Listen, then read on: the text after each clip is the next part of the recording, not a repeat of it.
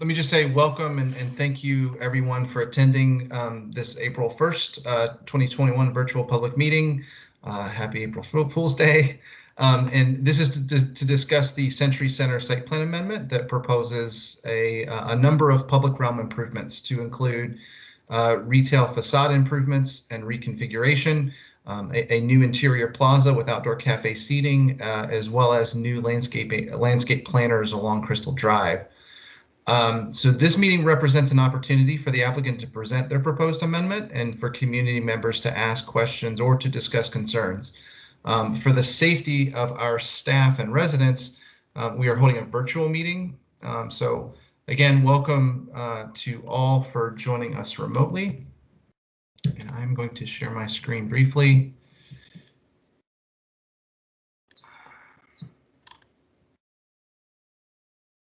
You can just bear with me. Okay. All right. So before we begin, I'd like to cover a few items to orient everyone to this virtual environment. Today's meeting is available to stream from the county website via a Microsoft Teams link. There's also a dial-in phone option for those who wish to use it. If you lose internet connectivity during today's meeting, please reconnect with us by phone. Please keep your video turned off and your microphone muted until you are called on. These tools are located as icons on your toolbar in the upper right. If you do not see this toolbar, try tapping or clicking on the center of your screen and it should pop up. All public comments must be shared verbally for the record. When called upon to speak, you must unmute yourself by clicking on the microphone icon. We won't have the ability to unmute you. If you are dialing in by phone, press *6 to unmute. And when you're finished speaking, please mute your microphone again. Lastly, this is a public forum. Today's meeting will be recorded and posted to the county website. All information associated with today's meeting, whether written or spoken, is subject to Freedom of Information Act requirements. So I wanted to briefly, before I turn things over to the applicant, I wanted to very briefly provide some context for the site. The site plan that is subject to this amendment is Site Plan 65, which was originally approved in 1968 to include 5 office buildings and 1 apartment building across the entire block, bound by 23rd Street, Crystal Drive, 26th Street, and US Route 1. The amendment affects 2 parcels on the block highlighted here in red, and I think everyone hopefully can see this slide. And should not be confused with site plan number 442, which was approved in July 2017. It's also known as the Century Center residential site. And under that site plan, it split a portion of the block for redevelopment with a new residential tower. This area is highlighted here in blue, but again, just want to be clear that it's not subject to this site plan amendment.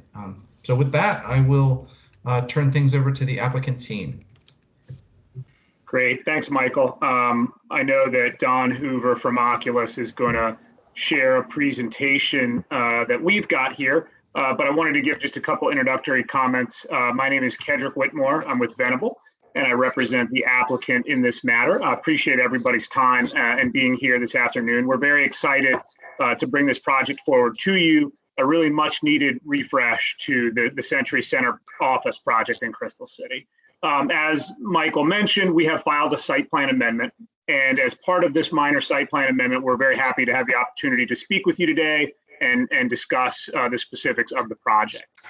This minor amendment is pretty unusual because we're actually asking to reduce the gross floor area of the site, which you don't see all that often, in order to create a mid-block plaza area, as well as a number of other pedestrian improvements to really support and help the area. And that area today is in need of some help. I know most of you probably know it pretty well. It's a pretty dead area. It's part of a large super block. It lacks porosity, and its retail is really inward focused toward the building interior and kind of buried back behind probably a streetscape that is a little too cluttered. And we've proposed some changes that we think are really going to remedy these issues and make a much better pedestrian environment while advancing the goals of the sector. We've been careful to create a streetscape that is activated, comfortable, and green. This is also going to move toward achieving some of the sector plan goals by breaking up the super block and enhancing the porosity of the site. It's not the full vision of the sector plan because as you will see, the sector plan calls for a road to go all the way through this site running east-west. There are leases in place. We're not ready to take the entire building down, so that cannot yet be achieved. But we believe that these steps do go a long way toward achieving that sector plan goal. So I'm going to turn that over now to Don Hoover and allow him to walk you through the specifics of the project. Okay, good afternoon, everyone. I was sharing my screen, but I'm not sure that I am anymore. Ah, there we go. So everybody can see the screen and see my cursor? Yep. Okay, great. Okay, so what I'm going to do is walk you through the design, but also our thinking, what the strategy is, what's the purpose of what we're doing and what we're hoping to achieve. And so I'll start with the project mission, which is to renovate and refresh the existing buildings and streetscapes with improvements that focus on enhancing the public realm experience, energizing street level retail, and improving building tenant amenities. So as Ked mentioned, this is not, we're not adding density. We're not, asking for more building height or changing uses. It's really a refresh of the site and just trying to make it better for everyone. So the guiding principles, promote the goals of the sector plan. We start with that, and then integrate national landing streetscape standards and save existing trees where feasible. And we really should be saying integrate national landing streetscape standards where feasible as well. Saving the trees does not mix very well with the streetscape standards. So we kind of did our own hybrid blend, saving as many trees as we can and then incorporating the design standards where possible. So just quickly on the streetscape standards, just so that everybody has an idea what we're talking about.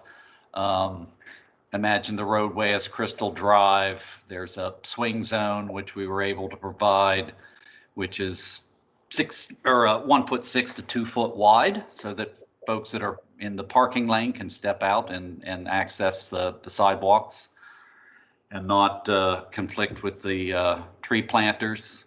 And then the tree planting zone is roughly 8 foot, 5 foot minimum. And then the clear walking zone is 8 foot recommended, 5 foot minimum. And then the shy zone is 3 foot. Now, when you look at our site, our front yard is, 5 times the size of some of the dimensions that are shown on here. We got a very deep front yard, which has its advantages, but also has its challenges when it comes to retail. And we're going to talk about that a bit. In terms of the planting, this is according to the guidelines.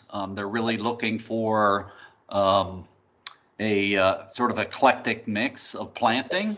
Lush seasonal interest, contrasting textures, hierarchy, individuality, sustainable, meaning native plant materials, robust canopy, and maintainable. So this is kind of the look that they're looking for, that the guidelines are suggesting for Crystal Drive. They vary on each street in national landings, but this is Crystal Drive. So just to step through the site a bit, this is actually the residential site at this end, but it gives us a clear view of what, how it's organized. You can see how deep the front yard is. Right now, the entire frontage, both the residential and the office buildings, is a dual walkway. So you got a walkway along the street, and then you got a walkway or some kind of space located on the other side of these trees. So one of the challenges is retail when it's set back off the street this far, and when there's a what I'll call a visual block from the street to see the retail, just makes the retail challenging.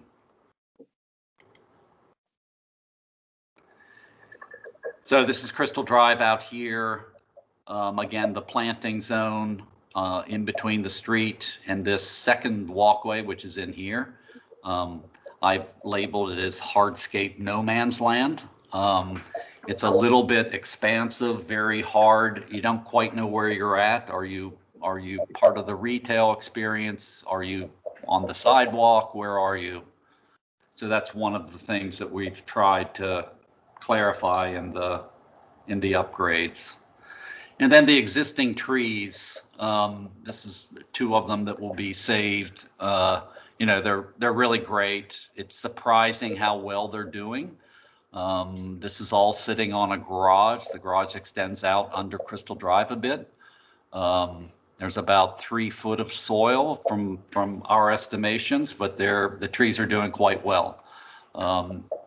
And part of that is the reason you're seeing a mound here, and it's mounded more as you get further north, is to give enough soil depth for these trees to survive.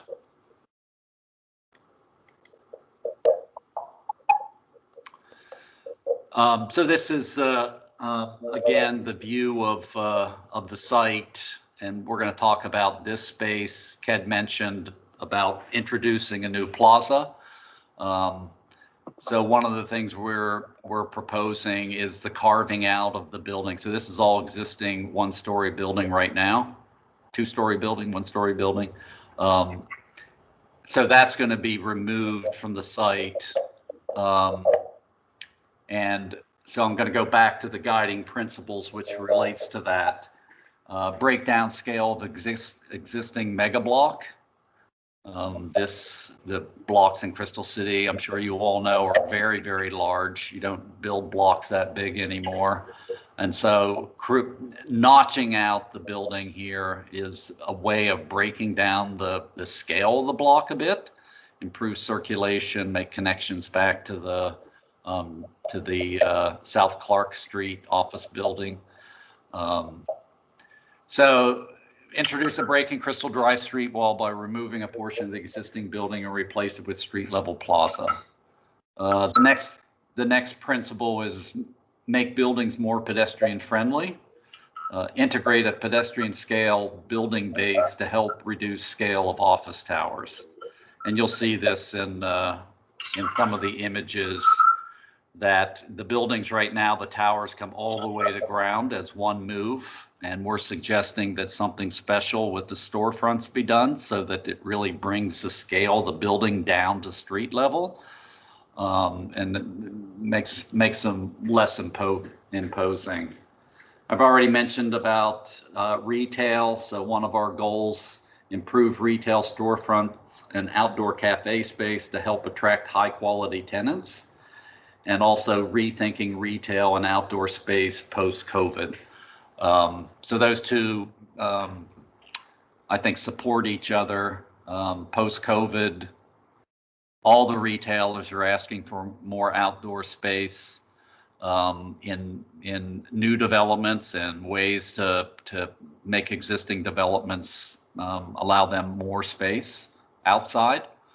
And then, of course, the notion of high quality tenants. I think everybody wants, you know, the best restaurants, the best shops, and you achieve that. You achieve that, you know, by creating a great place. And so that is one of our goals, and upgrading the storefronts and the base of the building and the public spaces is a way to do that. And then lastly, promote biophilic design. You know, this is done in many ways. The big opportunity here is to change the current inward focus, this mall mentality. Everything is inside the building here.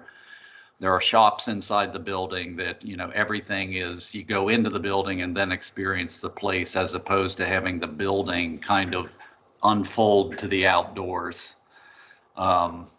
So our thinking here is to promote a more outward focus, make buildings more porous to the outdoors, create more usable outdoor space, make buildings more transparent at ground level, and introduce additional plantings where feasible.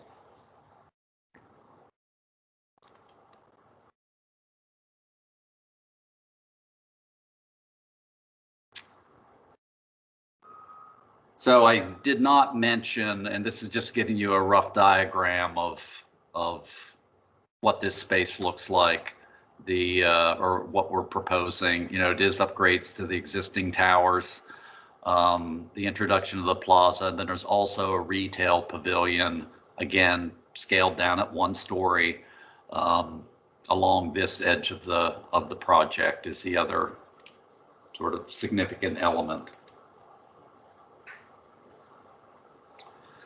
So this is another view of Crystal Drive looking in. This is the piece from here over to here that's being removed out. And so the retail pavilion is right here, and then the plaza, the throat of the plaza is here and takes you back into the site.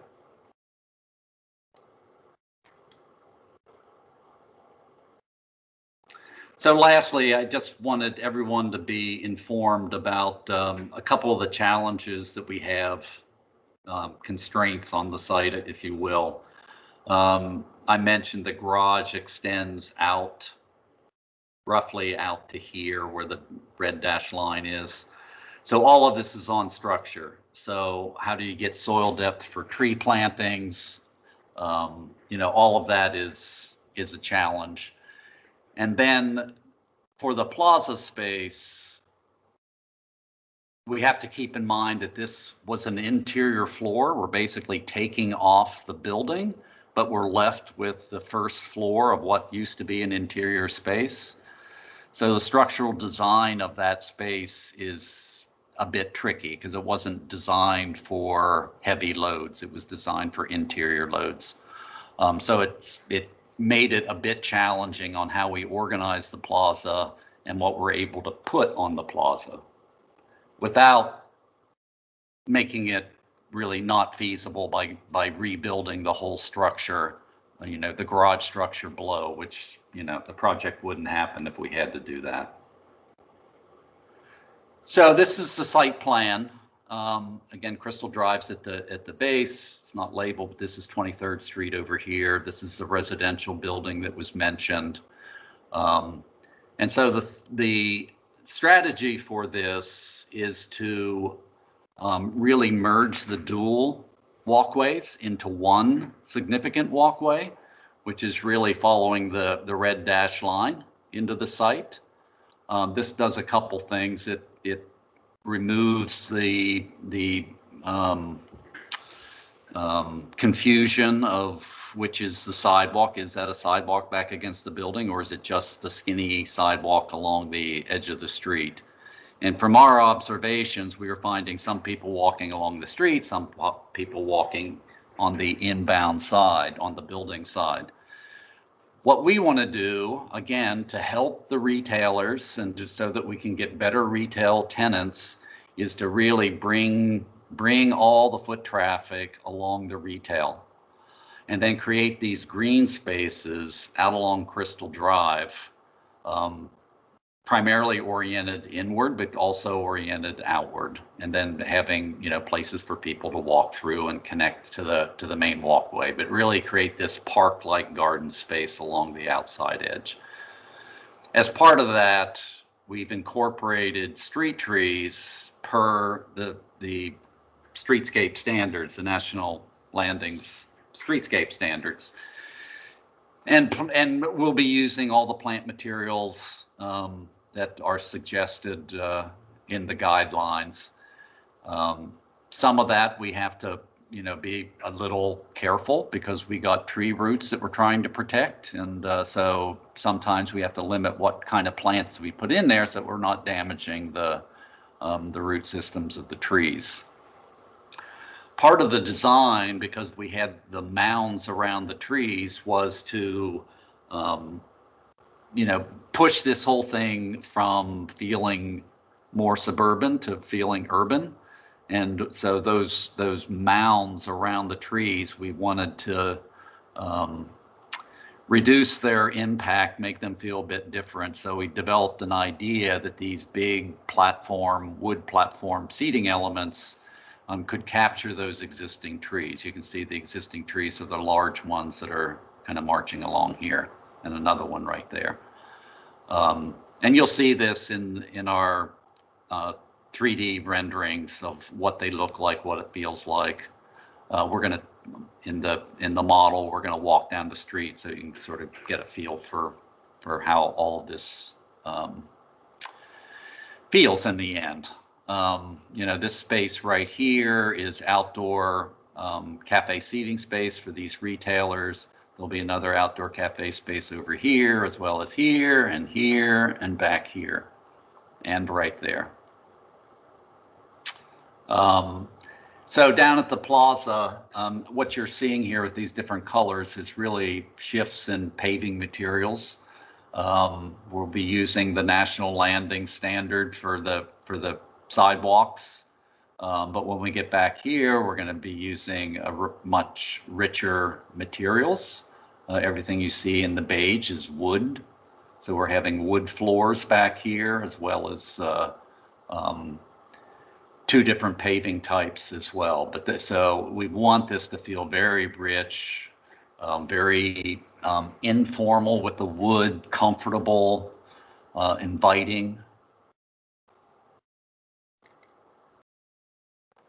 So now I'm gonna walk you down the street to just get you oriented again. This is Crystal Drive here, 23rd Street is down here. When we looked at the streetscape, we were really looking at what could possibly happen in front of the residential building as well. So we tried to look at this holistically, but you can kind of see how the path of travel comes in, goes along the fronts of the building, and then returns back out where the streetscape gets more narrow to the south. This is the access way into the plaza, and you can see parts of this, and you'll see more of it as we walk through the space.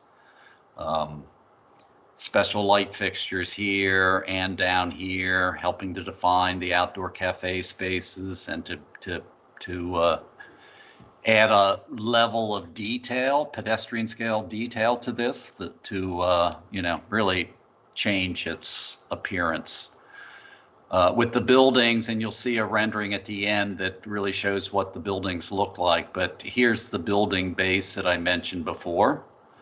Again, instead of having this treatment of the tower come all the way to the ground, the storefronts and this whole two-story volume is being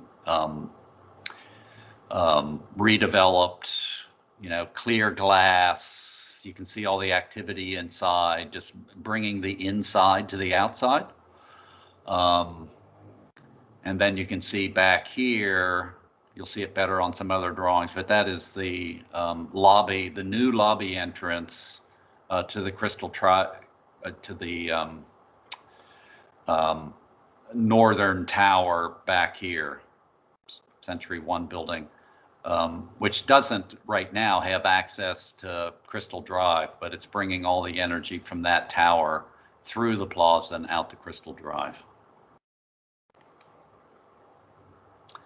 And this is just giving you a detailed look as we walk down the street. Here are the wood platforms with the existing trees. Again, this is set up to protect the root systems of the trees that exist. And here's another one here. So those are always captured in this wood decking, which will be floating over that whole root system, and the cracks in the wood to let all the water get in.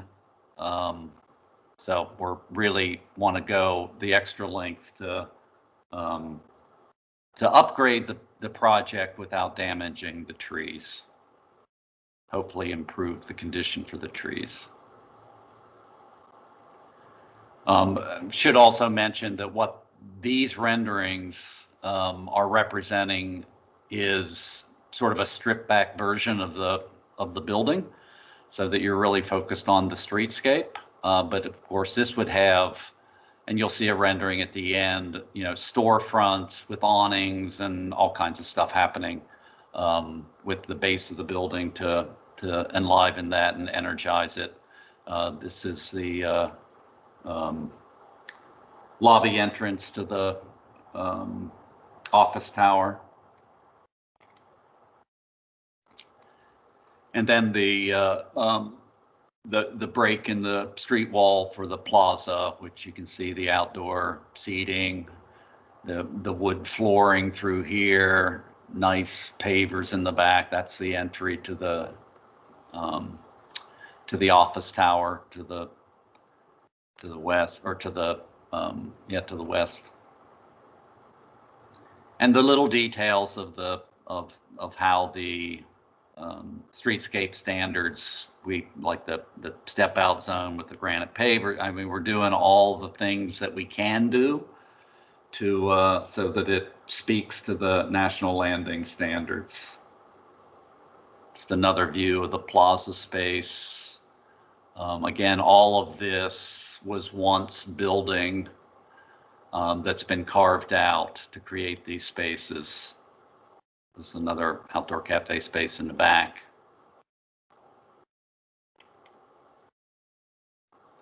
So we're just going to walk down the street. We're coming from 23rd Street. The residential tower is off to the right, the white that you see.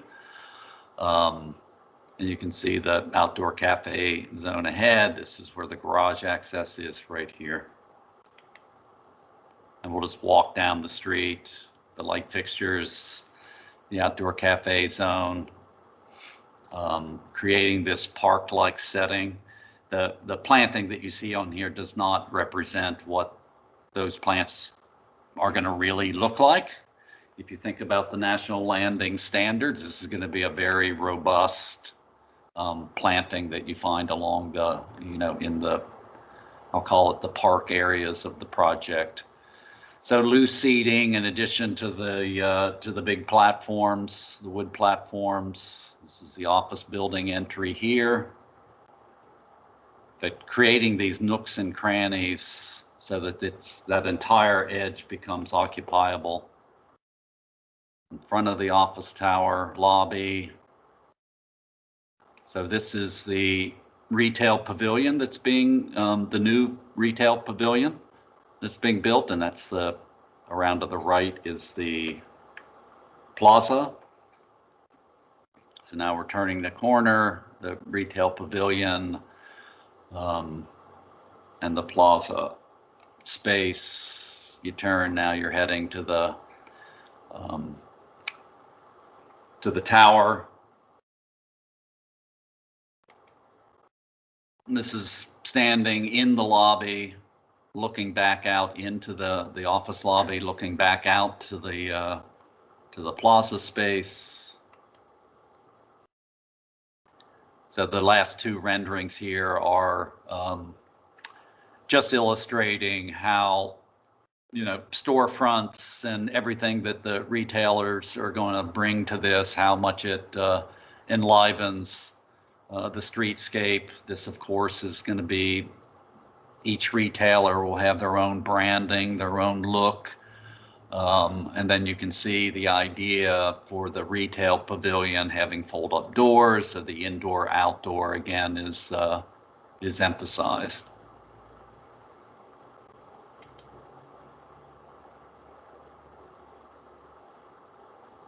So that's our presentation. Michael, I don't know if I turn it back to you. If you want me to leave the drawings up in case somebody has questions or wants to see something, I can. I think it's a good idea to leave them up.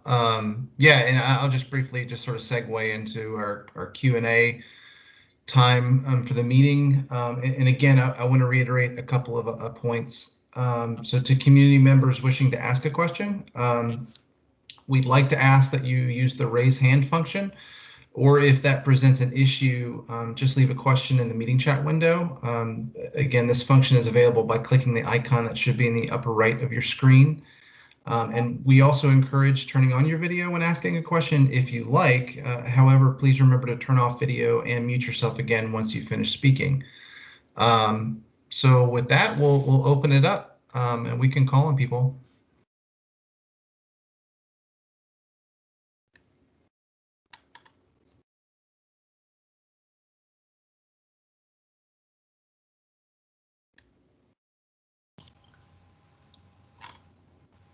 Hi, Bill. Go ahead. Oh, hi. This is Bill Ross from Park and Rec Commission.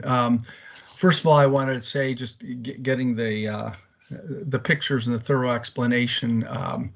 My first impression, this looks like a very welcome change here in this part of Crystal City, and I would assume that the members of the community are going to welcome this type of change. And we may have some more specific comments. We look at this a little bit more and get back to you about some of the aspects of it. I know David Howell, who's my colleague, has been leading the charge on looking at biophilic features, and it seems like you're taking a lot of that into account. The one thing I think would be a good background for a couple of us, I'll just ask it now, is a reminder of, and I think you hinted at it, a minor site plan amendment. And if you could again clarify this one, you started talking about it and why this is a minor site plan versus some other major site plan amendment here. Thanks, Bill. I can jump in. Yeah. And I should, I don't think I did at the beginning. I should introduce myself. My name is Michael Cullen, and I'm with the CPHD Planning Division. So to answer your question, this is a minor site plan amendment. That terminology is defined in the zoning ordinance. There are set criteria in terms of what distinguishes between what's called a minor site plan amendment versus a major site plan amendment. A major site plan amendment is typically a larger redevelopment or a very significant deviation from an approved site plan, whether that be in density or design. For minor site plan amendments, the process requirement is basically the same as a use permit, in that it goes directly to the county board for consideration. Whereas a major amendment follows the same process as a new site plan application, which is to include the full site plan review committee process and others. This meeting is a new process that we are. I think this is the fourth meeting we've had for minor site plan amendments that are sort of deemed to impact the public realm or public space, and just to provide some additional engagement and opportunity for comment on those requests. Great. Hey, can I just follow up? So just to Sure. be clear, and again, so far, I don't have any issues what's being proposed here at all. And I appreciate the notion of if something's going to have an impact on the public realm, that's a good way of phrasing it. But in this case, and I'll put it crudely, you're knocking down a building, a part of a building. And so you're saying that because of the size of the nature of this building that's getting knocked down, and the fact that we are changing the use of this square footage, this property, right? It's becoming it's going to have a public plaza, outdoor retail use part of it. So you're saying that within the zoning language, this is still a minor site plan amendment. That's correct. There is a threshold at which, if you either add density or change a specific amount of use area, that it sort of kicks you into that major amendment category, and this application doesn't cross that threshold. So that's why, again, it's classified as a minor amendment. Okay, thank you.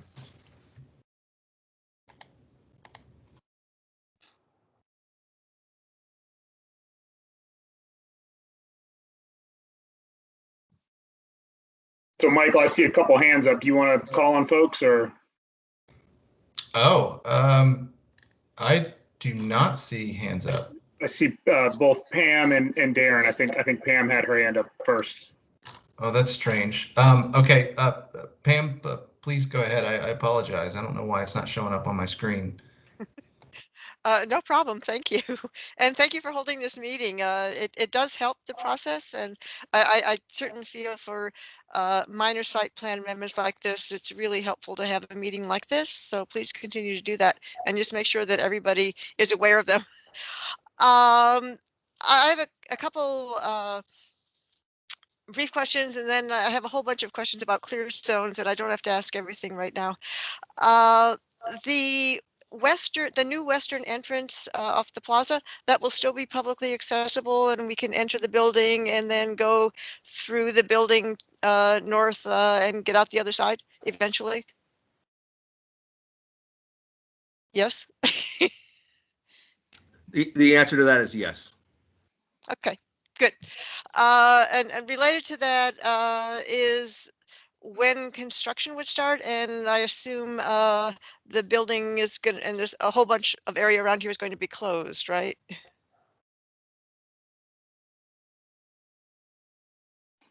I can't speak to the timing, but Pam, you know, in terms of the access during construction, I know the county has standard conditions related to maintenance of traffic and the ability of traffic to continue to move through with a certain minimum space when construction is ongoing.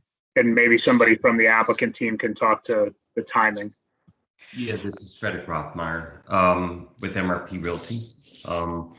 I would anticipate starting construction first quarter of next year if you know we can keep moving this process forward. Okay, and construction would be 6 months, a year, or something like that? I would think that it's probably less than a year, but my guess would be it's about 10 to 12 months. Okay, thank you. I had sent Michael a message on early Monday morning with a bunch of questions about clear zones and more green space. One of the questions was answered in the presentation, that you are indeed eliminating one of the parallel crosswalks, the one that's right next to Crystal Drive, which is a bit unfortunate. I can't tell what the actual dimensions of the clear zone are going to be, so I would like that provided at some point, both on the street and in the open space that you're creating, especially where you have all these cafe zones surrounding the entranceway. It looks like they create some real pinch points at certain points. So I don't need to know that right now, but I would like to know what your actual clear zones are for the whole space. So I'm not sure if you can see my screen again. Yeah. So I know that the type is a little bit small, but the clear zones, I'll just quickly Oh. run through them for you. Right here, it's 12 foot, or roughly 12 foot 6 inches through here. 21 foot 8 inches here. Where's the arrow? Oh, right there. Okay. This is, you know, almost 22 feet, but there is a cafe zone in here, but it would certainly remain, you know, 10 foot, I would say. The pinch point here it's a little deceiving. It's 8 foot 3 inches, but the wood paving is flush, so it's actually back to that tree. So it's probably 10 foot or so, and then 10 foot out here. Right. But where your arrow is that a cafe zone right there also? Right here. Where the tree is over there, on the. Over here, Yeah. yes. Yes. Yeah. So down here's where it's 10 foot 4. If you assumed that all of that was cafe zone, it wouldn't be in front of the door, but the clear zone would be 10 foot 4 inches through that zone, right? Okay. Call it 10 foot. And in the okay, and in the actual open passageway, especially as you approach the T part. Through here, you mean? Yeah. Yeah, you know, I don't. Yeah, right around in there. Yeah. Okay. Yeah, I don't have that. This is a little. This is not the cafe is there, okay, Right. and then the cafe is in here. So I don't know. Looking at that, it's probably 15 foot or so. I would say clear zone in here. Because you've got cafes on both sides, and at least on one of your slides. Correct. Correct. So it really gets narrow at that one point. Well, the cafe is here, right? So Right. Yeah, the pinch point is from there over to here. And so Right. that's, up. I'm guessing that's 15 feet or more. We can As you move. we can check that number for you. Okay. Yeah, I'd like verified that everywhere it's at least 10 feet. And under the wood planks that you have on some of the surfaces, what's under the wood planks? What's the actual base? Under here? This Yeah, wood? under here and in the on the other corner up there, it says they're like wood planks. Yeah. Yeah, the Is it wood plank. plank? Yeah. Is it over dirt or cement or? No, that's over the garage. And so that will be, lifted up a few inches for drainage. We're toying whether we want it to be, timber decking or whether we want it to be timber pedestals, if you know what pedestal pavers, like wood pedestal pavers are. Oh, okay. Okay. Thank you. That's it for now. Thank you. Okay, thank you. Great. Thanks, Pam. So Michael, since you can't see, I'll just be the de facto SPRC chair here. They appear to be popping up. Okay, if you can do it, I feel much more comfortable with you doing it. Yeah, no, I'll try. So if I don't call in anybody, then either feel free to jump in, Kendrick, or those of you who may not be called on, feel free to add something to the chat, and we'll look there too. I know Darren's hand was next, and I am told that Krister's hand is up, but I don't see it. All right. Thank you all. I was not a part of the SPRC a few years ago, so I was pretty unfamiliar with this site plan to begin with. It looks like overwhelmingly very positive changes. Pam didn't mention it, but I will. I like having the sidewalk consolidated into one good facility instead of two weird ones. That's just good fundamental design. I am going to talk, I'm a broken record, I know, for some people. I'm going to talk a little bit about the bike lane. You see the bicyclist in your rendering here, sort of squished between a row of parked cars and a row of moving cars. Since the Crystal City sector plan went in, bicycling facility design has sort of evolved to take into consideration how people feel about being squished between a row of parked cars and a row of moving cars. People prefer to be protected from moving traffic. And that is often done by flipping the position of the bike lane and the parking lane. That does require a little bit more space though.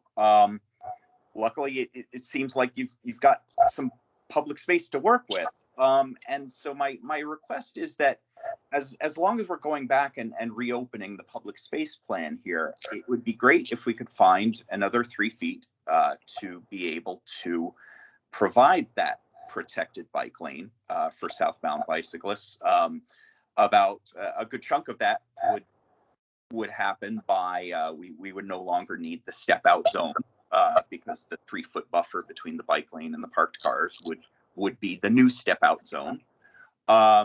It would certainly encourage bicyclists off of what will be a nice, hopefully wide clear zone on the sidewalk. Nobody wants bicyclists or scooters on there.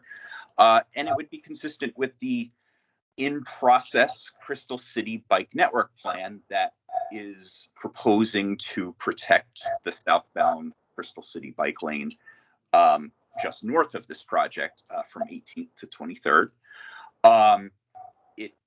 I don't know how it works with mature trees, and certainly the pinch points that Pam mentioned, those raise a concern. But I really do think that since we are at a point where, as long as the public space plan along this block is being reopened, I think there's a substantial opportunity that we don't want to let slip. And again, because there is a step out zone already designed into this, there's most of the space that you need, and it's really just about then just finding another foot or so throughout the curb line to be able to do that. Thank you.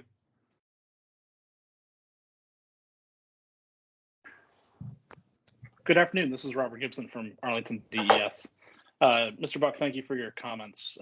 We've identified this internally and have started some internal discussions on how the southbound protected bike lane could be provided along this super block.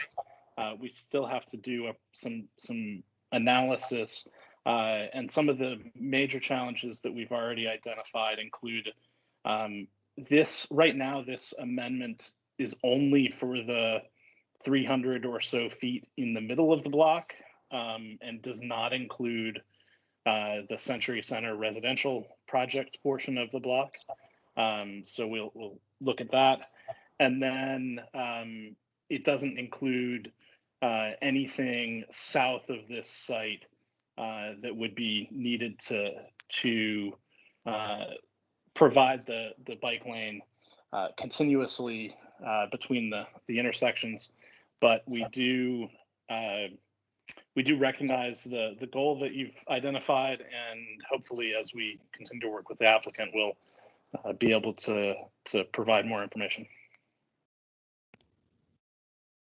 Hey, Rob, it's Mark Fairberg. I just want to say hello.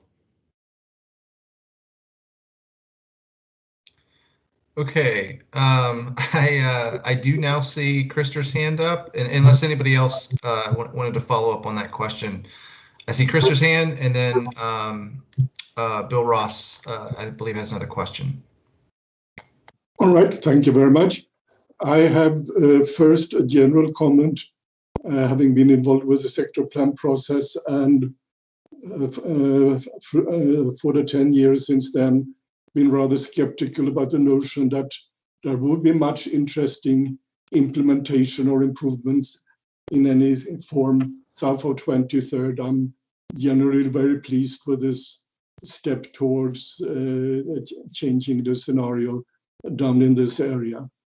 Then I want to follow up just briefly on what Bill pursued earlier, the notion of minor versus major site plan amendments. But what that means when we have this famous chart that determines the nature and scope of public outreach. Of course, there is the big difference between information versus consultation, something that came up most recently in connection with the water park.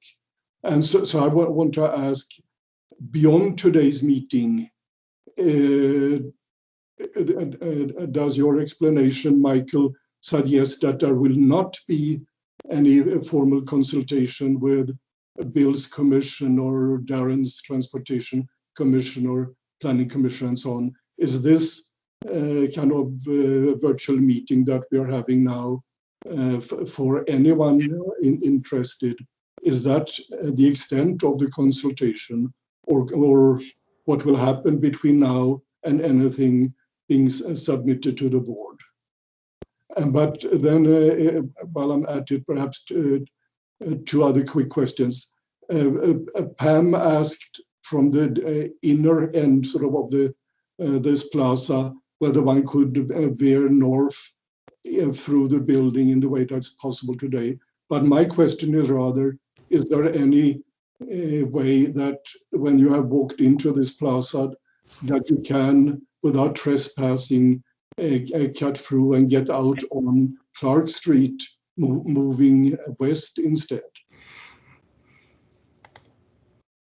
Thanks, Krister. So yeah, I can respond to the process questions, the process portion of your questions. So we aren't anticipating, any additional advisory committee meetings or sort of this application being on the schedule for those. I think with where minor amendments or similar sort of sized requests are concerned, that's generally, if there is or attendance at those meetings is generally reserved if there's like a very direct connection or impact, particularly for a county or a public park. I will say again, this is a new process, so that certainly does not preclude, additional meetings if desired. But we're hopeful that this provides an appropriate level of engagement and input, but we certainly welcome comments to that regard. And I think the second part of your question, I can turn that over to the applicant team with respect to the access.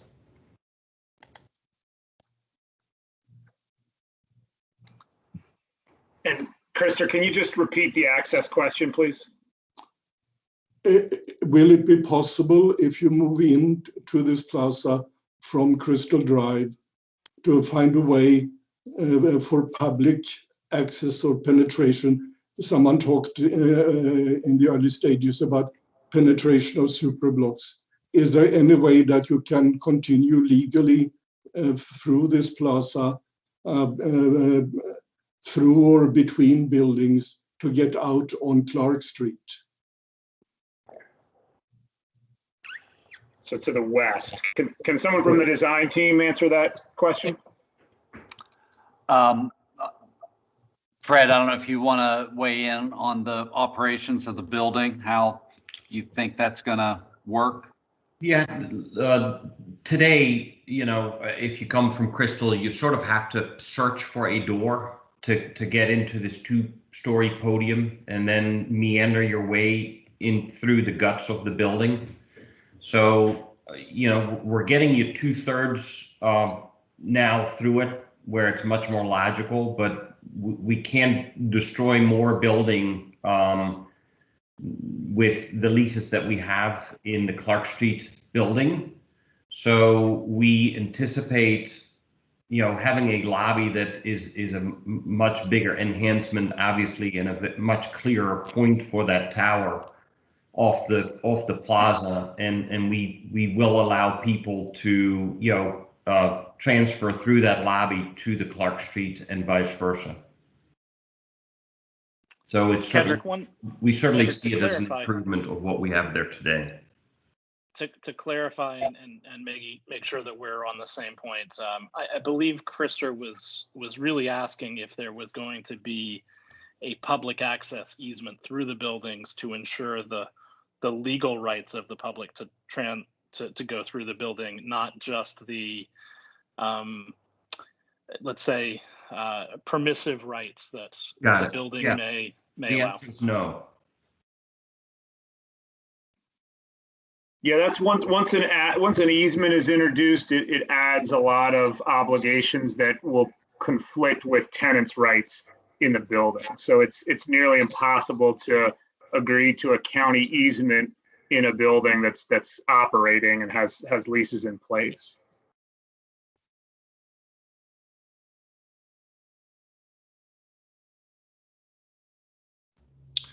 Okay, I think I mentioned that Bill's hand was up, but I'll just ask. I know Pam's hand is also up, and Krister sort of invoked her name. If you don't mind, Bill, Pam, do you want to maybe jump in? Sure. Yeah, boy. Let's see. My other questions that I sent Michael were about greening up the space, specifically the new low retail building that we can see in the illustration right now. You have in some of the plans some green roof on top, and my first suggestion is can you make the entire roof green? It's like just a small part of it is green. And can you make the exterior of the building green somehow? It's really kind of not exciting right now, and it'd be a nice spot to have some green on it if that's possible. And do we know whether any plants that are and trees that are in your new plaza area, especially towards the western end, will they thrive? Will they get enough sun? Have you done a sunshade study on that? I'll go ahead and tackle both of these. The question about green roof, I think that on the pavilion building, I think the idea is that we're going to provide as much green roof as we can that's not occupied by mechanical uses. So right now, whatever it is that we're showing, I'm sure is, you know, on the conservative side, because we don't want to overcommit to something that we can't provide. But I think we would, do as much as possible. Putting green on the building, well, first I'll say that where there is planting, like what you're seeing here in this rendering, it's just kind of a flat green. I think that it's going to look a whole lot greener when we actually put plantings, real plantings in there. And the idea of green walls, I have mixed feelings about that. It looks like it's, environmentally friendly, but the reality is that living walls are not environmentally friendly, just as a result of needing to, extensive amount of irrigation and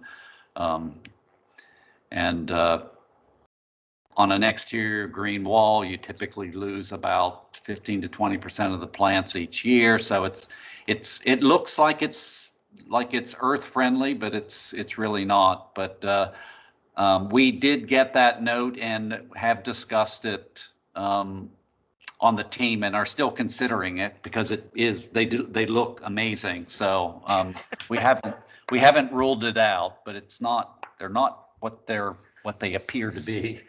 And I'll just jump in with one procedural point. Sorry, Don. And that, and Pam, I know you know this, but just for everybody's benefit, a lot of these details about the specific plantings get worked out at the final landscape plan as we go through that administrative process. But so clearly there's still going to be discussion and review of these issues. Sorry, Don, go ahead. No, that's okay. And the question about sunlight and plants in the plaza. We have done sun studies just to see how much sun was getting into the space. I am 100% confident that when we look into it more closely, it's a matter of plant selection. There will be a lot of reflected light into that space. I know on other projects we've gone into really dark spaces and was surprised by selecting the correct plants how well they can do. So I feel very confident that we're going to have thriving plants in this space. Now the extent, and I think I mentioned it early in the presentation, one of the limitations here is that we're sitting on top of basically an interior floor slab, and for example, the trees that you see back in the plaza, they're strategically located over columns, or we'd be reinforcing. We'd have to tear up slabs, and which just the project would go away at that point. We just couldn't do it. So we're trying to be smart about it, and we want as much green as we can, and are going to push for that to the extent that it's feasible, and so that the plants do well. Thank you very much. And your hardscaping, especially in the plaza area, is any of that pervious material, or is it all impervious, or it's variable? And that's it. Well, it's all sitting on top of a garage, so we're not pervious pavement's going to go to the same drain no matter what we do, right? There's no place for the water to perk. It's all sitting on a garage structure.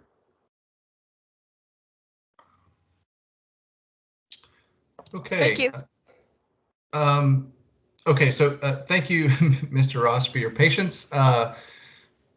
Please go ahead, and then I'll also see Mr. Buck's hand up as well. Great, thanks. Yeah, actually, there's probably some follow-up on some of the things Pam was asking about. I appreciate the question on the green roof, and I understand some of the issues that we're seeing about green walls.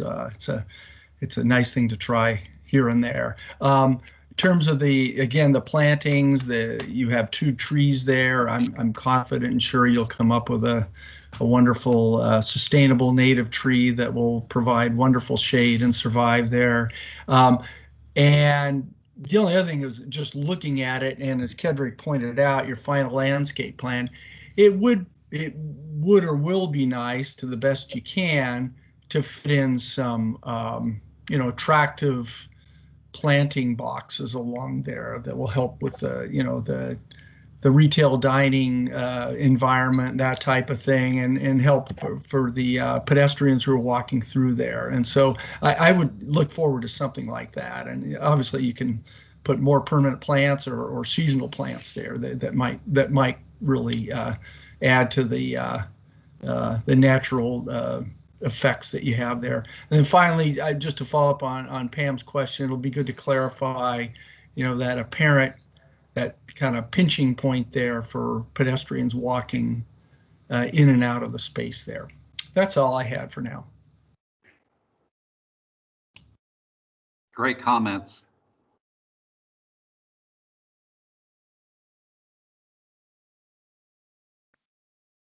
So Michael, I think Darren's got his hand up. Correct. Darren, please All right. go ahead. Yeah, thanks.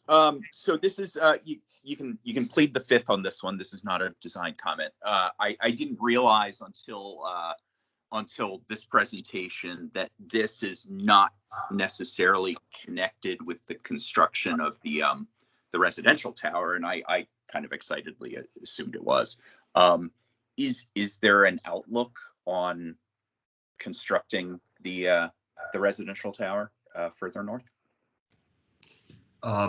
Yes, there is, but it's basically re-looking at what we have there. So we're tweaking the plan. We think that the original plan that Lowe Enterprises had put together is a tough one. It creates very deep units. So our residential team at the MRP is looking at that, but they're not as far along.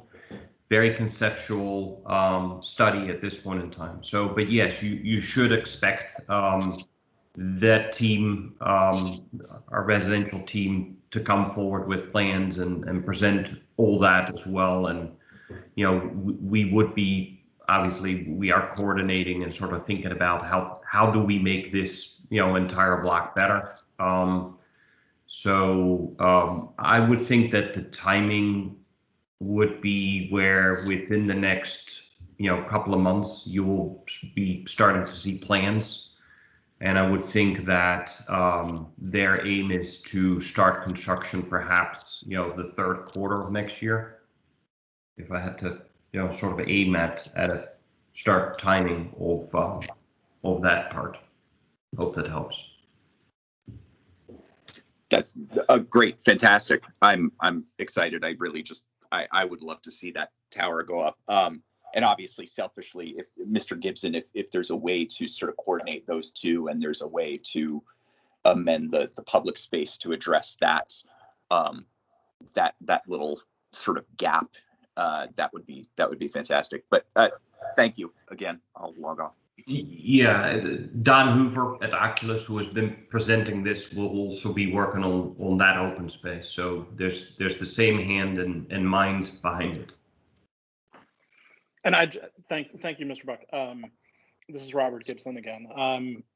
One of the challenges that we're going to be looking at with staff is within the street space and within the sidewalk spaces, we are largely looking at a confined area with the building walls, and so we're going to have to present and work towards a balance of the landscape space, the sidewalk space, and then the space within the street that supports transit, cyclists, vehicles, and parking.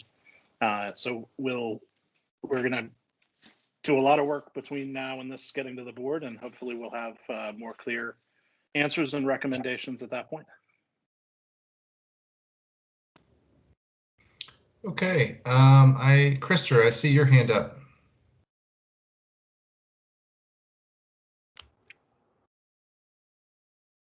Krister, if you do have a question, you're muted. Sorry, I didn't push hard enough. I have a question that I don't know if it's a matter of putting Kedrick on the spot to bridges different landowners, or Michael speaking for the entire planning division. But when we went through the site plan process for the now so far dormant project of the Century Center Tower, of course, it was already known that there was also an interest in coming forward with site plans on the other side of 23rd Street by JBG Smith. And of course, that has recently been on again, off again, but we gather soon on again. And of course, the one thing that the county reassured us, and particularly, I think, Mr. Gibson's side, the transportation side, was that it could never be allowed to happen, that there would be work going on both sides of 23rd Street at the same time. So while I'm delighted that there is a sort of a resurrection of plans for the Century Center Tower, I guess the community would be looking for some reassurance that it still holds, that it wouldn't go on at the same time as some plans would be pursued just across the street. And Krister, I assume you're talking about the physical construction, not just the entitlement. Correct. Okay. The implementation of approved plans. Sure. I can't speak to what, either party's timing is, right? The entitlement, as you know, Krister, often sits for a while after it's been done and doesn't necessarily dictate when the actual construction is going to take place. I would point out that, just as I mentioned earlier on this project, the county's got pretty significant requirements for maintenance of traffic plans during construction. I certainly understand the potential for issues with construction work going on both sides of 23rd Street at the same time. I'm confident that those can be figured out given the width of 23rd Street and the parties involved and the county review. But I think it's a good point to bring up and a reminder for staff to make sure that we all kind of watch what we're doing and make sure that operations can continue during any concurrent construction. Well, thank you, Kate. We trust you on that one.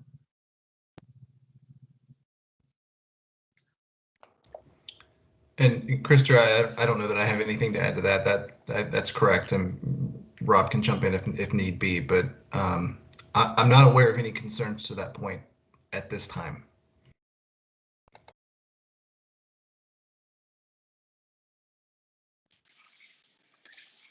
Just to close it out, I can't speak for what was said in the past discussions, but I can say and agree with Kedrick's statement that it is the county's goal to ensure that whether there's a single project or multiple projects going on concurrently, that we provide safe accommodations for all of the users during that period.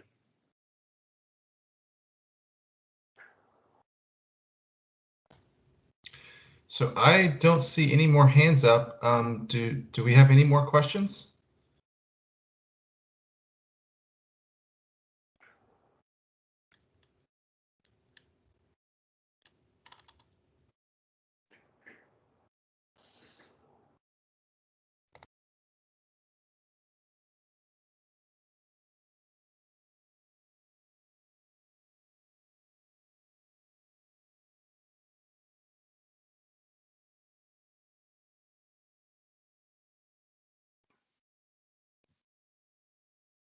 I don't see any more hands popping up.